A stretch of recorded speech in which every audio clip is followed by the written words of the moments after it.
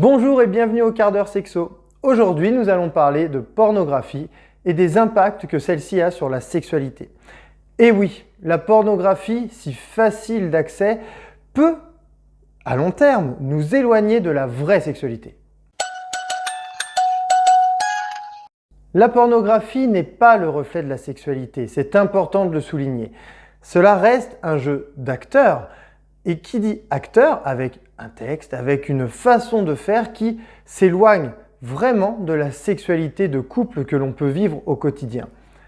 La pornographie a un seul objectif, c'est d'exciter les personnes qui regardent. En aucun cas, elle n'est là pour apprendre ou pour donner des exemples sur ce que doit être la sexualité.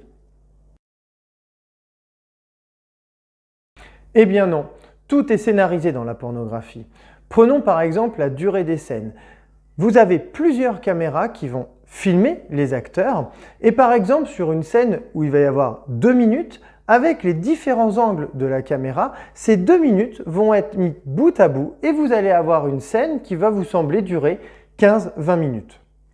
Si nous regardons du côté de la taille des pénis, qui est souvent un complexe chez l'homme, parce que dans les films, bien souvent, les hommes ont des sexes vraiment importants, souvent dépassant les 20 cm. Il est important de savoir que la norme en France est de 13,5 cm en érection. C'est-à-dire que très peu de personnes ont un pénis supérieur à 20 cm. Cela correspond à peu près à 1% de la population masculine. Et c'est bien souvent dans ces 1% que sont recrutés les acteurs. Bien souvent, les femmes, lors des rapports sexuels, crient énormément. Et on se dit, elles prennent beaucoup de plaisir. Eh bien non, dans les films, bien sûr qu'elles simulent. C'est un jeu d'actrices. Elles ne prennent pas forcément de plaisir, voire même des fois, elles peuvent ressentir de la douleur. Mais pour que ça fasse bien à l'écran, elles simulent. S'il y a bien une dimension de la sexualité qui est altérée par la pornographie, c'est le désir sexuel. Le désir sexuel, c'est l'envie que l'on a d'avoir un rapport sexuel avec une personne. Et bien souvent, à force de regarder beaucoup de pornographie, on perd ce désir sexuel. C'est-à-dire que l'on n'est plus excité, donc chez un homme, l'érection n'apparaît pas ou alors il y a des troubles dans la fonction érectile, et chez la femme, il y a un trouble dans la lubrification vaginale. C'est-à-dire qu'elles ne sont plus excitées, l'homme n'est plus excité et les personnes n'ont plus envie d'avoir un rapport sexuel. Et ça, c'est bien souvent la pornographie qui va l'altérer.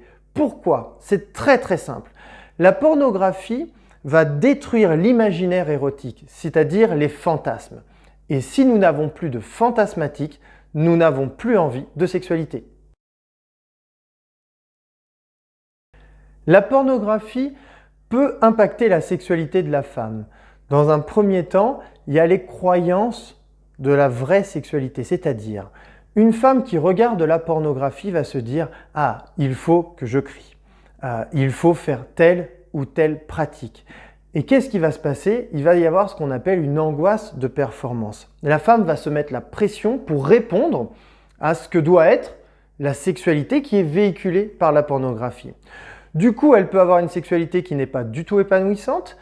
Elle peut ne pas en retirer du plaisir parce que se forcer à faire certaines pratiques qui pour elle en fait ne procurent pas de plaisir. Et cela peut provoquer des fois un dégoût, on peut aller jusqu'au dégoût de la sexualité, perdre la fonction d'excitation, c'est-à-dire avoir des sécheresses vaginales et donc des douleurs, par exemple à la pénétration. Et on peut avoir un désintérêt total pour la sexualité, une perte donc du désir sexuel.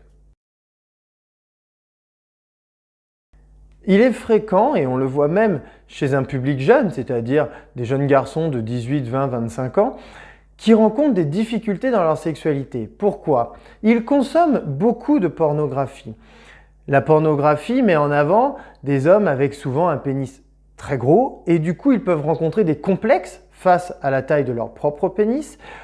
Ils peuvent aussi également souffrir de l'angoisse de performance, c'est-à-dire il faut absolument avoir une érection dure, avoir un rapport sexuel qui dure longtemps, faire crier sa partenaire ou son partenaire pour donner du plaisir et du coup tous ces objectifs de performance vont nuire à la sexualité de l'homme, vont l'impacter de façon négative et il est assez fréquent de rencontrer une perte du désir sexuel, des dysfonctions érectiles et surtout d'éloigner les hommes de la sexualité, de l'objectif de la sexualité qui est quoi? Le plaisir, parce qu'en fait ils sont focalisés sur la performance. Nous regardons beaucoup de pornographie. Pourquoi? Premièrement, à l'adolescence, les ados recherchent quoi? Des réponses, une éducation à la sexualité. Comme nous avons pu le voir dans une précédente vidéo sur l'éducation à la sexualité, celle-ci manque énormément. Les adolescents sont en recherche de réponses sur la sexualité et du coup, ils se dirigent vers quelque chose d'accessible qui est la pornographie. Donc, au démarrage, on pourrait dire ils recherchent de l'information, des réponses. Et puis, il y a un côté excitant qui fait que l'adolescent, en se masturbant, va être demandeur de support et va se rediriger de plus en plus vers la pornographie. L'adulte également, il veut un moyen facile, rapide de s'exciter, quoi de mieux que la pornographie. C'est pour cela qu'on consomme de plus en plus de pornographie. Et, bien sûr, l'habitude. Le cerveau est en demande. Il va rechercher l'excitation sexuelle et donc va rechercher à voir ces images pornographiques pour aboutir derrière à un plaisir, à une réponse liée à l'excitation sexuelle. Il est difficile de parler d'addiction à la pornographie, même si ce cas-là, bien entendu, existe. Mais on peut sentir qu'on a une difficulté à se décrocher des vidéos à caractère pornographique. C'est-à-dire, on prend un ou une jeune ou un adulte ou une adulte qui a envie de s'exciter, de prendre du plaisir. Eh bien, elle va aller vers une vidéo à caractère pornographique, si facile d'accès maintenant, alors qu'elle n'est pas encore excitée. C'est très simple. Prenons un exemple. Un jeune homme qui va allumer son ordinateur et démarrer un film porno. Il va vouloir bien entendu se masturber, mais ce qui est fréquent maintenant, c'est que ce jeune homme n'est pas en érection avant de commencer, c'est-à-dire qu'il n'est pas excité et il ouvre son ordinateur pour regarder une vidéo. C'est d'abord il va regarder une vidéo et cette vidéo va provoquer une excitation.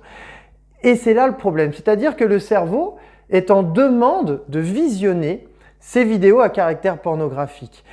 Et bien souvent, on voit des individus qui préfèrent, ils ne vont pas forcément le dire comme ça, mais qui vont consommer beaucoup de porno, se masturber et faire de moins en moins l'amour.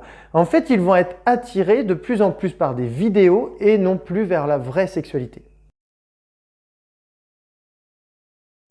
Il peut être important de se questionner sur est-ce que je peux me passer ou non de films pornographiques. Bien souvent dans les consultations, je vois des personnes qui en consomment beaucoup et qui me disent « mais il est inenvisageable que je me masturbe sans ». Eh bien si, il faut l'envisager et il faut essayer d'arrêter ou du moins de fortement diminuer. Bien sûr, si du jour au lendemain vous coupez tout, il peut y avoir un manque, ça va être difficile et là vous allez vous rendre compte qu'il y a un problème. Moi je vous recommande dans un premier temps d'essayer simplement déjà d'écouter le film porno, c'est-à-dire de ne plus le regarder, d'écouter pour forcer votre cerveau à créer des images.